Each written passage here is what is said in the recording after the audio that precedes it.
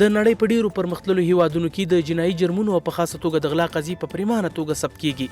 د نړۍ په کچه د غلا زیاتې پیښې په امریکا، کاناډا، اتریش، فرانسه، جرمني، لندن، ایټالیا، بلجیم، ترکیه او ګڼو نورو هیوادونو کې ترسره کیږي. د امریکا د جرمونو ادارې د راپور له مخې تیر کال امریکا کې 6.4 میلیونه د غلا بیلابېلې قضیې ثبت شوي دي. په لندن کې تیرو 2 کلونو کې د غلا 2 لکه بیلابېلې پیښې ثبت شوي چې عاملونو یې د بیکارۍ له امله غلا ته مخه کړې. په جرمني کې تیر کال د غلا 2 لکه بیلابېلې پیښې ثبت شوي چې پولیسو یې تر اوسه عاملین نه دي پیدا کړي.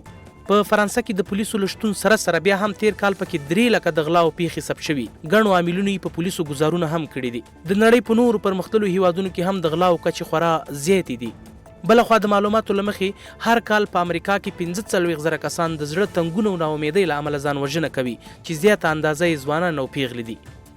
د WHO د راپور له مخې په تیرو وروستیو کلونو کې په امریکا کې د ځان وژنې پیښې 32% لوړې شوي دي.